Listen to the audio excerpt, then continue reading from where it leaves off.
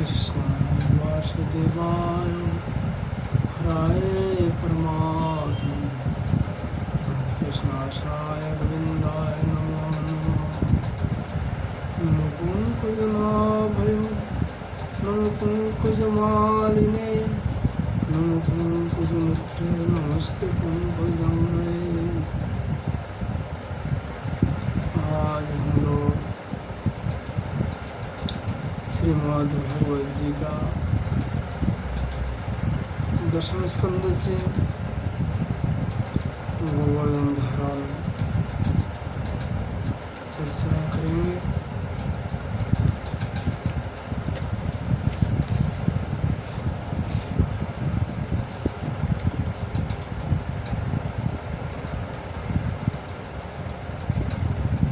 श्री शुगोवाच इंद्रस्तदायात्मनो पूजां विज्ञयो व्यातं नृपो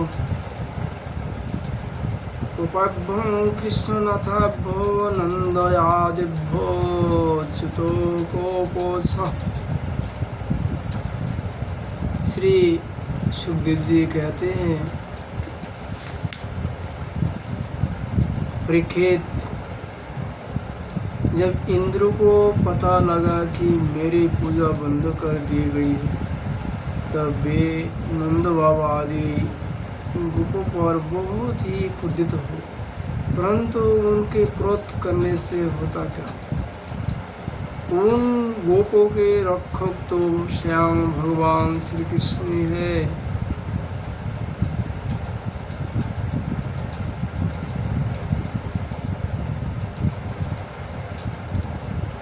इंद्र को अपने वध का बड़ा घमंड था।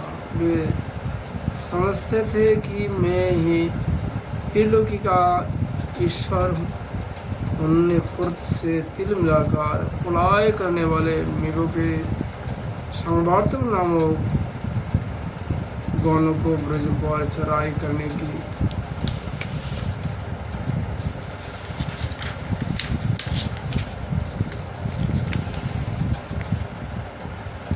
आज्ञा दे दी गई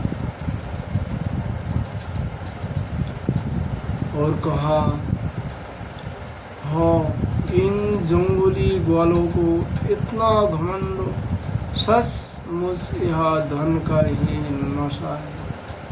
भला देखो तो सही, एक साधारण मनुष्य कृष्ण के बल पर उन्होंने मुझ देवराज का अपमान कर डाला।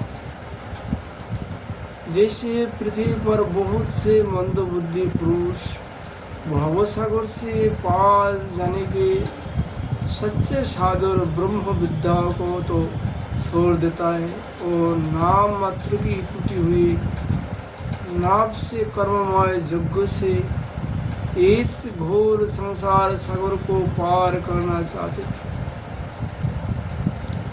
कृष्ण भगवादी नादान, अभिमानी और मूर्ख होने पर भी अपने को बहुत बड़ा ज्ञानी समझता है। वह स्वयं मृत्यु का ग्रास है, फिर भी उसी का सहारा लेकर इन पहिरों ने मेरी अवहेलना की है। एक तो ये यूं ही धन के नशे में चूर हो रहे थे, दूसरा कृष्ण ने उनको और बढ़ावा दे दिया। अब तुम लोग जाकर इनके इस धन के घमंड और हेकरी को धूल में मिलाए दो तथा उनके पशुओं का संहार कर डाले। मैं भी तुम्हारे पीछे पीछे ऐरावत हाथी पर चढ़कर नंदों के ब्रजों का नाश करने के लिए महाप्रक्रमी मरुदगण के साथ आता हूँ। सुखदेव जी कहते हैं, परीक्षित, इंद्र ने इस प्रकार पलाय के मेघों को आज्ञा दी और उनके बंधन खोल दिए। अब वे बड़े वेग से नंद बाबा के ब्रज पर चार आए और मुसलधारा पानी वर्षा कर सारे ब्रजों को पीड़ित होने लगे। चारों ओर बिजलियां चमकने लगी, बादल आपस में टकरा कर करने लगे और प्रचंड आंधी की प्रेरणा से वे बड़े बड़े ओले बरसने लगे। इस प्रकार जब दल के दल बादल बार बार आकर खंबे के समान मोटी मोटी धाराएं गिराने लगे, तब ब्रजभूमि का कोना कोना पानी से भर गए और कहा निशा है, कहा उषा, इसका पता ही चलना कठिन हो गया। इस प्रकार मूसलाधार वर्षा तथा झंझावात के झपट से जब एक एक पशु ठिठुरने लगे और कपने लगा, ग्वाल और ग्वालिनी भी ठंडी के मारे अत्यंत व्याकुल हो गई। तब वे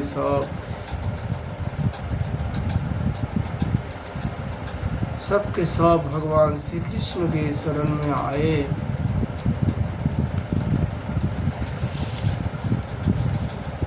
मूसलाधार वर्षा की सताए जाने के कारण सबने अपने अपने सिर और बच्चों को न्यूक कर अपने शरीर के नीचे छिपा लिया था और वे कांपते कांपते भगवान की चरण शरण में पहुंचे और बोले, प्यारे श्री कृष्ण, तुम बड़े भाग्यवान हो। अब तो कृष्ण केवल तुम्हारी ही भाग्य से हमारी रक्षा होगी। प्रभु, इस सारे ग्वाल के एकमात्र स्वामी, एकमात्र रक्षक तुम ही हो। भक्त वत्सल इंद्र के क्रोध से अब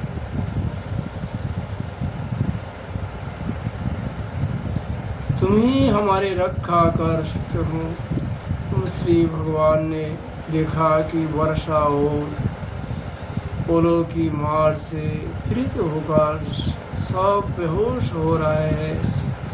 वे समझ गए कि यहाँ सारी करतूत इंद्र की है, उन्होंने ही क्रोधवश ऐसा किया है। वे मान ही मान कहने लगे, हमने इंद्र का यज्ञ भंग कर दिया है। इसी से वे ब्रजों का नाश करने के लिए बिना ऋतु की ही यहाँ प्रचंड वायु और ओलों के साथ घनघोर वर्षा कर रहा है। अच्छा, मैं अपने जोगमाया से इसका भली भांति जवाब दूंगा। ये मूर्खतावश अपने को लोकपाल मानते हैं। इनके औषध और धन का घमंड तथा अज्ञान में चूर चूर कर दूंगा।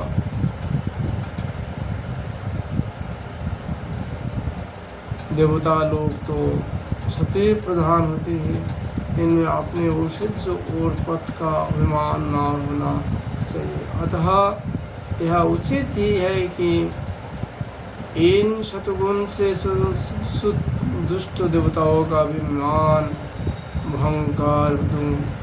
इससे अंत में उन्हें शांति ही मिलेगा।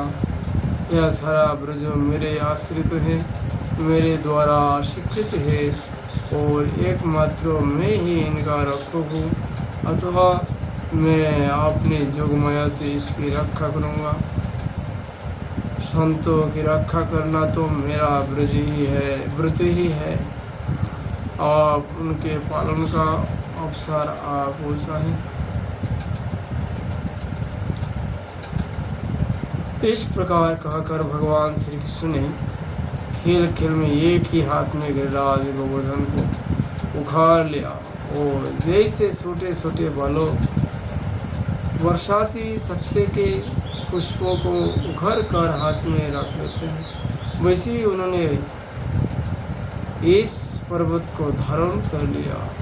तो गिरिराज जी को उठा लिया। गिरिराज धारण की इसके बाद भगवान ने गोपों से कहा, माताजी पिताजी और ब्रजवासियों, तुम लोग अपने गौ और सब सामग्रियों के साथ इस पर्वत के गड्ढे में आकर आराम से बैठ जाओ। देखो, तुम लोग ऐसे शंका ना करना कि मेरे हाथ से यह पर्वत गिर पड़े। तुम लोग तनिक भी मत डरो। इस आंधी पानी के डर से तुम्हें बचाने के लिए ही मैंने यह युक्ति रची है। जब भगवान श्री कृष्ण ने इस प्रकार सबको आश्वासन दिया, ढाढ़स बताया, तब सब के सब ग्वाल अपने अपने गोधन, शक्रों, आश्रितों, पुरोहितों और मृतकों, भित्तों को अपने अपने साथ लेकर सुविधि के अनुसार गोवर्धन के गड्ढे में आग घुसे।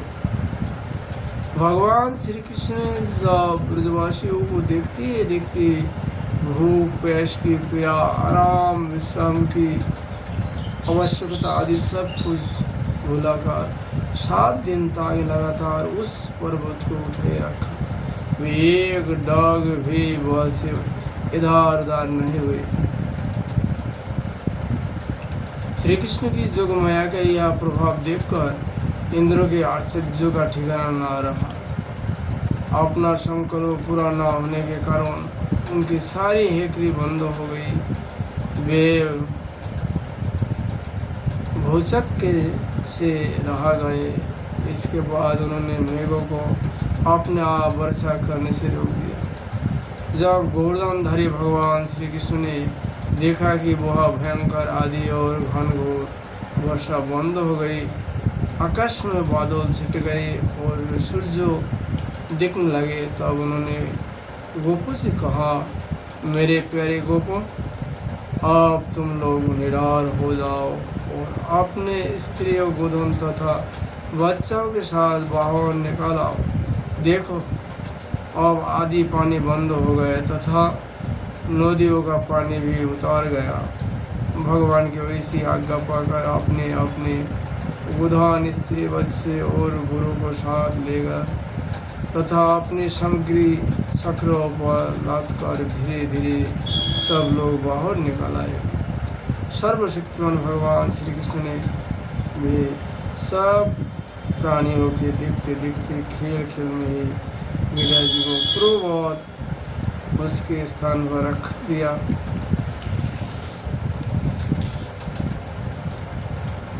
ब्रजवासियों का हृदय प्रेम के आवेग से भर रहा था।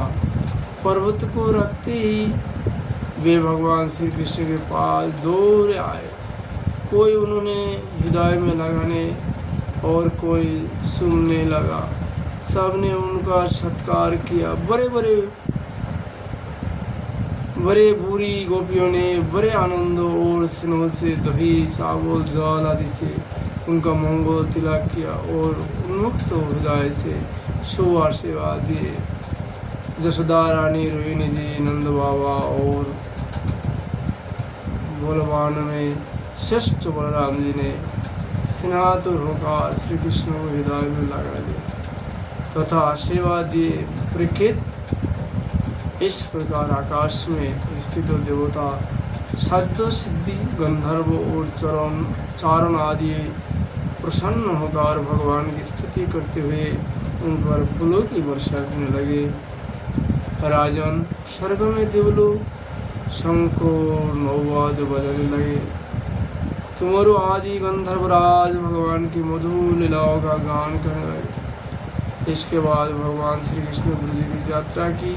उनके बगल में बलराम जी चल रहे थे और उनके प्रेमी ग्वाल बाल उनकी सेवा कर रहे थे। उनको साथ ही प्रेम में गोपियाँ भी अपने हृदय को आकर्षित करने वाले, इसमें प्रेम जगाने वाले भगवान की गोवर्धन धारण आदि लीलाओं का गान करते हुए बड़े आनंद से ब्रज में लौट आई।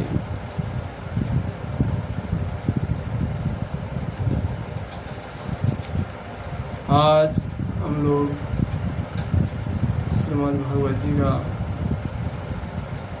चर्चा ही विश्राम देता हूँ।